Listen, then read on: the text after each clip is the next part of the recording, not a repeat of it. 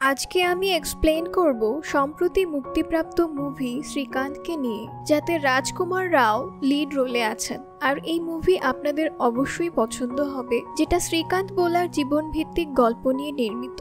তো মুভির শুরুতে আমাদেরকে অন্ধ্রপ্রদেশের সিন দেখানো হয়, যেখানে 13 জুলাই 1991 সালে একটি ছেলের জন্ম হয়। এখন ছেলের জন্ম নেওয়ার জন্য তার বাবা অনেক খুশি হয় আর আনন্দে তার নাম ফেমাস ক্রিকেটার শ্রীকান্তের নামে রাখে।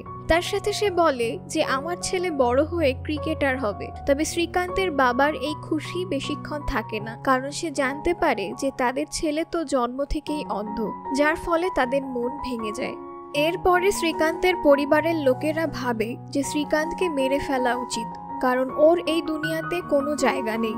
আর যদি ওকে আজ না মারে তো ওকে এই দুনিয়ার লোকেরা প্রতিদিন মারবে। এরপর যখন শ্রীকান্তের বাবা ওকে মারতেই যাচ্ছিল, তো তখন ওর মা সেখানে চলে আসে আর নিজের ছেলেকে মরতে দেয় না। আর এরপর গল্প এগিয়ে চলে আর আমরা শ্রীকান্তকে দেখতে পাই যে নিজের দুঃখ আর সমস্যাগুলোর সাথে লড়াই করার সিদ্ধান্ত নেয়, যার মধ্যে ওকে অনেকবার বুলিংও করা হয়। কিছু ছেলেরা ওকে ভিখারি বলে তো কেউ ওকে মারে, কিন্তু শ্রীকান্ত ধরে নিয়েছিল যে ও কখনো নিজের ঝামেলা বা সমস্যাগুলো থেকে পালিয়ে যাবে না, বরং তাদের মুখোমুখি হবে আর তাদের সাথে লড়বে। এখন দৃষ্টিহীন হওয়া সত্ত্বেও শ্রীকান্ত ওর ক্লাসের টপার ছিল আর ওর ব্রেইন খুবই ফাস্ট কাজ করত, আর ও অনেক কিছু অন্য বাচ্চাদের থেকে অনেক তাড়াতাড়ি শিখে ফেলতো। কিন্তু এখানে গ্রামে এত বেশি ফ্যাসিলিটিস ছিল না যা শ্রীকান্তের মতো বাচ্চাদের ট্যালেন্ট এগিয়ে নিয়ে যেতে পারে। এজন্য শ্রীকান্তের এক টিচার এর বলাতে শ্রীকান্তের বাবা ওকে শহরে নিয়ে আসে আর সেখানে একটি ব্লাইন্ড স্কুলে শ্রীকান্তের অ্যাডমিশন করায়। এই স্কুলে ব্লাইন্ড বাচ্চাদের জন্য সবকিছু ফ্রিতে করানো হয়। আর এখানে শ্রীকান্ত প্রথমবার দেবিকা ম্যাডামের সাথে দেখা করে, যিনি শ্রীকান্তের কাছে তার ম্যাডাম কম ওকে লালন পালনকারী যশোদা মা হয়ে গিয়েছিলেন, যিনি ওকে জীবনের অনেকগুলো পাঠ শিখিয়েছেন। আর যে সকল বিষয়ে শ্রীকান্তের ইন্টারেস্ট ছিল, দেবিকা ম্যাডাম তাকে সেই সব কিছু শিখিয়েছে। আর শ্রীকান্ত এখানের সব ব্লাইন্ড বাচ্চাদের থেকে সবচেয়ে এগিয়ে ছিল, যে লেখাপড়াতে এগিয়ে, দাবাতেও গিয়েছিল, আর সে বড় বড় মেশিনকেও ঠিক করে দিতে পারত।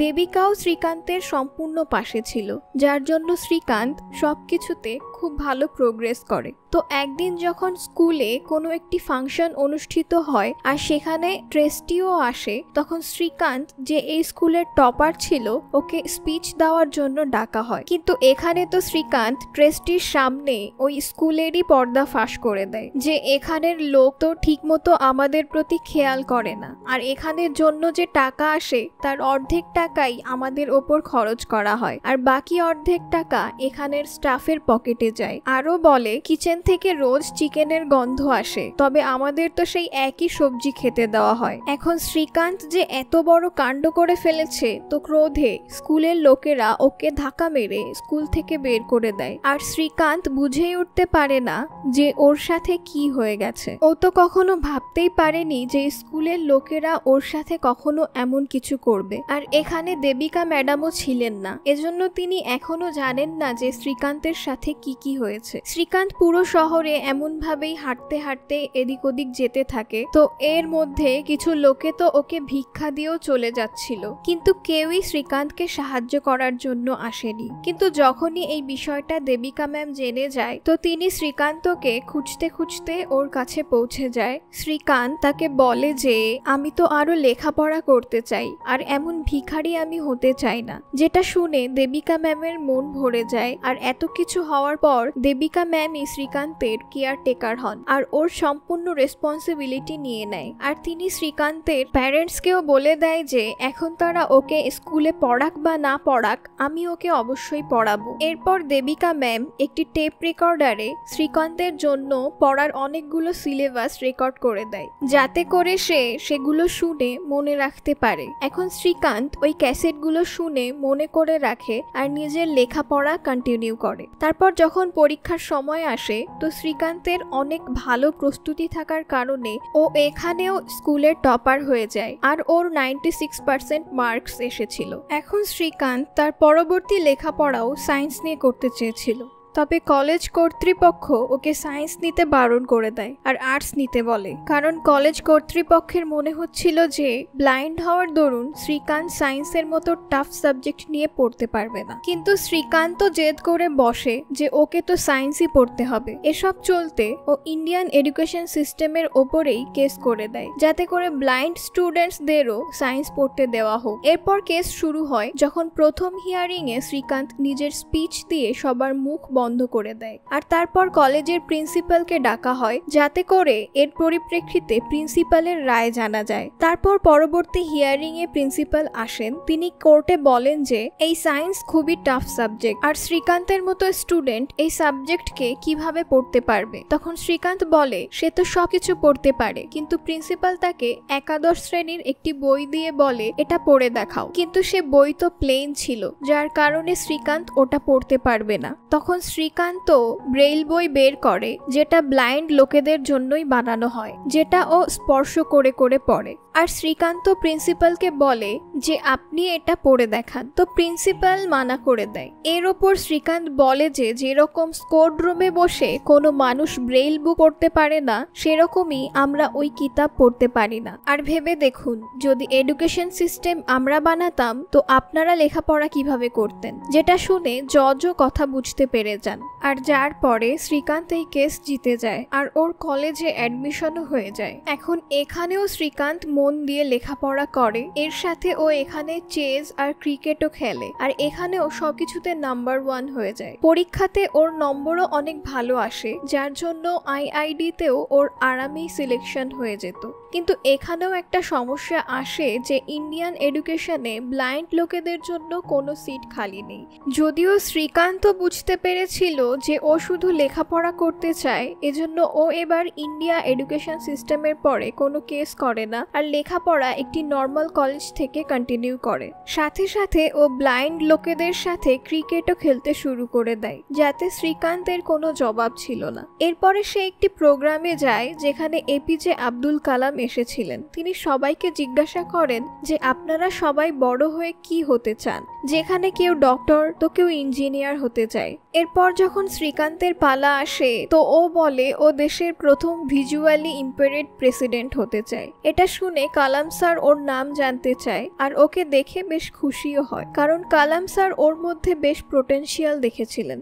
এর কিছুদিন পর ব্লাইন্ড ক্রিকেটে ন্যাশনালে শ্রীকান্তের সিলেকশন হয়। সাথে দেবিকা ম্যামও বলেন যে আমরা শ্রীকান্তের লেখাপড়ার জন্য এমআইডি-তেও ওর অ্যাপ্লাই করতে পারি, কিন্তু এখানে প্রবলেম ছিল এমআইডি-তে পড়ার জন্য শ্রীকান্তকে ক্রিকেট ছাড়তে হবে, যেখানে শ্রীকান্তের কথা ছিল যে আমার জন্য তো লেখাপড়াই সব থেকে বেশি প্রয়োজন। এরপর সময় চলে যেতে থাকে, শ্রীকান্তের আমেরিকাতে এমআইডি ইউনিভার্সিটিতে সিলেকশন হয়ে গেছিল, আর এখানে শ্রীকান্ত ওই ইউনিভার্সিটিগুলোর মধ্যে থেকে বস্টন ইউনিভার্সিটিকে সিলেক্ট করে। এরপর যখন শ্রীকান্ত ইউএস এর জন্য রওনা হয় তো ও হায়দ্রাবাদ এয়ারপোর্টে একা ছিল, আর ওর ব্লাইন্ড হওয়ার জন্য একা ট্রাভেল করতে দেওয়া হয় না। আর কর্তৃপক্ষ বলে যে আপনার সাথে কেউ আসেনি তো আপনি ফ্লাইটে করে যেতে পারবেন না। তখন এটা শুনে শ্রীকান্ত অনেক কষ্ট পায়, কিন্তু তারপর ও ওখানের চেয়ারম্যানের সাথে কথা বলে আর প্লেনের সিটিং অ্যারেঞ্জমেন্ট থেকে শুরু করে সবকিছু বলে দেয়, যাতে করে চেয়ারম্যানের ওর ওপর ভরসা হয় যে ও একা ট্রাভেল করতে পারে। এরপর শ্রীকান্তের বিস্ময়কর স্পিচ দেখে ওকে ইউএসএ যাওয়ার জন্য ফ্লাইটে যেতে দেওয়া হয়। এবার ইউনিভার্সিটিতে অ্যাডমিশন নেওয়ার পর শ্রীকান্ত লেখাপড়া শুরু করে, আর এখানে ওর অনেকগুলো বন্ধুও হয়। আর এখানের ইউনিভার্সিটিতে আসার পরেও শ্রীকান্ত টপার হয়েই থাকে। এখানের স্টুডেন্টসরাও ওকে অনেক বেশি সাপোর্ট করছিল। একবার তো যখন শ্রীকান্ত বেসবল খেলছিল তো ও বলকে এত জোরে হিট করে যে ও ওয়ার্ল্ড রেকর্ডই বানিয়ে ফেলে, আর তার ফটো ম্যাগাজিনে ফার্স্ট পেজে ছাপা হয়, যার জন্য ও বেশ ফেমাসও হয়েছিল। এরপরে আমরা সোয়াতি নামের একটি মেয়েকে দেখতে পাই যে হায়দ্রাবাদেই থাকতো, আর ও শ্রীকান্তের ব্যাপারে জানতে পেরে ওর ওপর বেশ ইমপ্রেস হয়ে যায় আর সোশ্যাল মিডিয়াতে ওর সাথে কানেক্ট হয়। আর কিছুদিন পর সোয়াতিও ইউএসএ পড়তে চলে আসে আর ও শ্রীকান্তের সাথে দেখা করে, আর তাদের দুজনের গল্প শুরু হয়ে যায়। সোয়াতি শ্রীকান্তকে অনেক বেশি পছন্দ করত আর ওর এমন মনে হতো যে শ্রীকান্তকে যেন ওর জন্যই সৃষ্টি করা হয়েছে। সাথে সাথে শ্রীকান্তও ওর কোম্পানি এনজয় করত। এজন্য যে সোয়াতি কখনো শ্রীকান্তকে এটা ফিল করতে দেয়নি যে ও ব্লাইন্ড আর ও কারো থেকে দুর্বল। কিছু সময় পর শ্রীকান্তের এমআইডিতে কোর্স কমপ্লিট হয়ে যায়, কিন্তু সে এখন ইন্ডিয়া ফিরে আসতে চায় না। ও চাইছিল যে ও ইউএসএ থেকে জব করবে। এরপর যখন দেবিকা ম্যামের কল আসে তো ও তাকেও এটাই বলে, কারণ ওর এখানে ভালো লাগতো। তো দেবিকা ম্যামও ওকে কিছুই বলে না। কিন্তু যখন এই কথা ও সোয়াতিকে জানায় তো ও শ্রীকান্তকে বলে যে যদি তুমি ইউএসএ তে থেকে যাও তাহলে কারোরই জীবন পাল্টাতে পারবে না, তবে ইন্ডিয়াতে তো তোমার মতোই অনেক মানুষ আছে, আর ইন্ডিয়া গেলে তুমি এই মানুষদের জন্য একটি উদাহরণ হবে, আর তুমি ওই লোকেদের জীবনধারা বদলে দিতে পারবে। এজন্য ওদের পুরো ফিউচার তোমার উপর ডিপেন্ড করে। তখন এসব কথা শোনার পর শ্রীকান্ত বুঝতে পারে আর ও শীঘ্রই ইন্ডিয়াতে রওনা হয়। আর এখানে পৌঁছে শ্রীকান্ত সোয়াতির কথাগুলো দেবিকা ম্যামকেও বলে যে ইন্ডিয়ার ব্লাইন্ড লোকেদের আমার প্রয়োজন, এজন্য আমি এখানে চলে এসেছি। এটা জেনে দেবিকা ম্যামও অনেক খুশি হন। তারপর শ্রীকান্ত বলে যে আমরা ব্লাইন্ড লোকেদের জন্য আসলে কি কি করতে পারি। এ কথায় দেবিকা ম্যাম বলে যে আমরা ওদেরকে কম্পিউটার শেখাতে পারি যাতে করে ওরা যে কোনো জায়গাতে সহজেই জব পেতে পারে। তখন তারা কিছুদিনের মধ্যে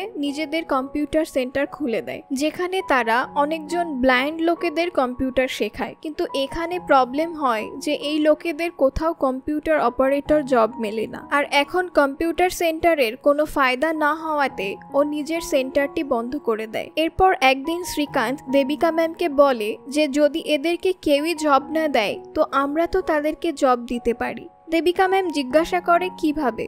তখন শ্রীকান্ত দেবিকা ম্যামকে প্যাকেজিং বিজনেসের কথা বলে, তবে এই কাজে তো অনেক ইনভেস্টমেন্ট লাগবে আর তাদের একটি ফ্যাক্টরিরও প্রয়োজন হবে। তখন এসব ভেবে শ্রীকান্ত কালাম স্যারের সঙ্গে দেখা করার সিদ্ধান্ত নেয় যে হয়তো তিনি আমাদেরকে এতে সাহায্য করতে পারবেন। এরপর একদিন অ্যাপয়েন্টমেন্ট নিয়ে তারা কালাম স্যারের সঙ্গে দেখা করতে যায় আর তাদের আইডিয়া কালাম স্যারের বেশ পছন্দ হয়, কারণ এতে ব্লাইন্ড লোকেদের উদ্ধার হচ্ছিল। তিনি শ্রীকান্তের আইডিয়ার জন্য 25 লাখ টাকার ইনভেস্টমেন্ট দেন, যেটাতে শ্রীকান্ত অনেক খুশি হয়। কিন্তু সমস্যা হলো যে এই টাকা দিয়ে তারা বিজনেস শুরু করতে পারবে না, কারণ বিজনেসে কোটি টাকার ইনভেস্টমেন্ট প্রয়োজন। যদিও এরপর শ্রীকান্ত আরো কিছু লোকেদের কাছে ইনভেস্টমেন্টের কথা বলে, কিন্তু কোনো জায়গা থেকেই ইনভেস্টমেন্ট মেলে না। তারপর একদিন শ্রীকান্ত একজন বড় ইনভেস্টর রাভির সাথে দেখা হয়, যাকে শ্রীকান্ত তার বিজনেস আইডিয়া বোঝায় আর জানায় যে কালাম স্যার আমাদেরকে 25 লাখ টাকা প্রথম বিনিয়োগ হিসেবে দিয়ে রেখেছেন।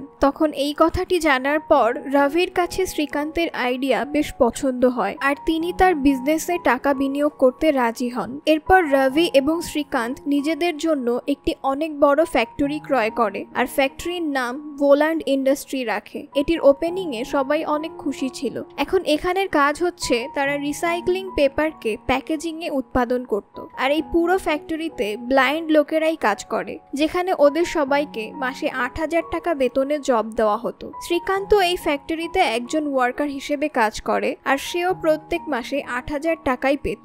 আর ধীরে ধীরে শ্রীকান্তের এই ভোল্যান্ড ইন্ডাস্ট্রি অনেক ভালোভাবেই গ্রো করছিল।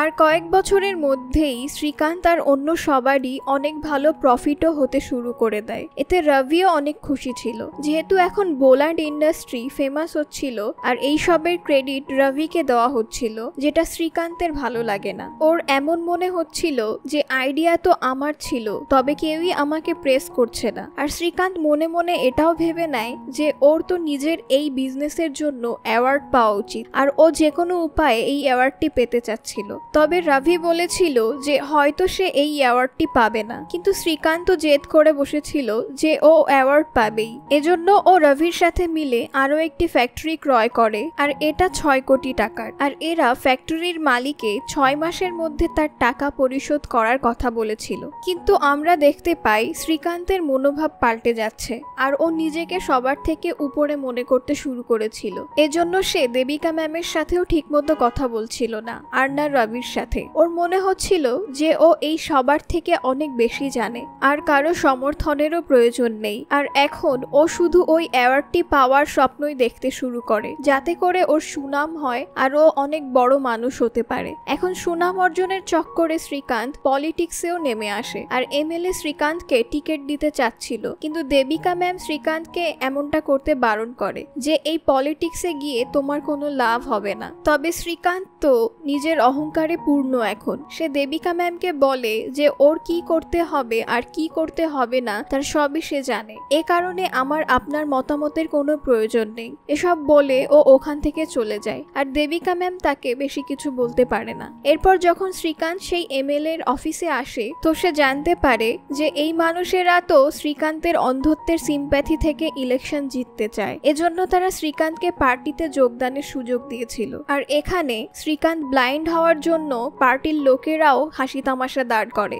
যেটা শুনে শ্রীকান্তের মন ভেঙে যায় আর ও রিয়েলাইজ করে যে সে এখানে এসে অনেক বড় ভুল করেছে, কারণ রাভি আর দেবিকা ম্যাম তো ওকে আজ পর্যন্ত অন্ধ হওয়ার উপলব্ধিও করতে দেয়নি, আর ও আজ তাদেরকেই নিজের তেজ দেখিয়ে এসেছে। এসব হওয়ার পর শ্রীকান্ত সোজা দেবিকা ম্যামের কাছে যায় আর নিজের এমন কর্মের জন্য কাঁদতে কাঁদতে তার কাছে ক্ষমা চায়। আর দেবিকা ম্যামও ওকে মাফ করে দেয়, কারণ তিনি তো ওকে নিজের ছেলে হিসেবেই দেখেছে। এরপর শ্রীকান্ত রাভির কাছে যেয়ে তার কাছে মাফ চায় আর রাভিও নিজের বন্ধুকে মাফ করে দেয়, কারণ এরা দুজন অনেক ভালো বন্ধু হয়ে গিয়েছিল। তারপর শ্রীকান্ত বলে আমরা ফ্যাক্টরির 6 কোটি টাকা দ্রুত শোধ করে দেব আর কঠোর পরিশ্রম করব, যার পরে এখন সবকিছু আবার ঠিক হয়ে যায়। আর শ্রীকান্তের পরিশ্রমের জোরে তার একদিন স্পেশাল ক্যাটাগরিতে বিজনেসম্যান অফ দ্য ইয়ার এর অ্যাওয়ার্ডও অর্জন করে নেয়। তখন শ্রীকান্ত স্টেজে নিজের অন্ধত্ব আর নিজের সাহসের ওপর খুবই ভালো একটি স্পিচ দেয় যে আমরা অন্ধ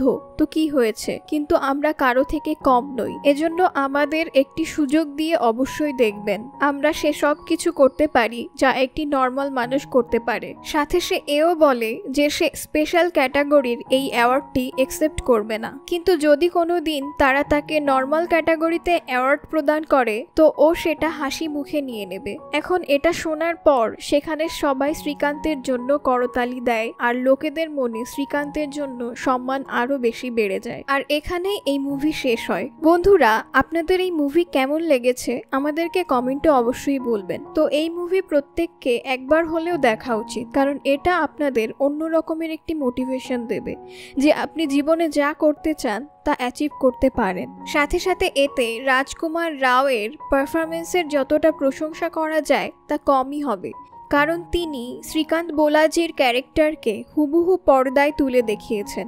বাকিটা আপনারা নিজেদের রায় কমেন্টে জানাতে পারেন।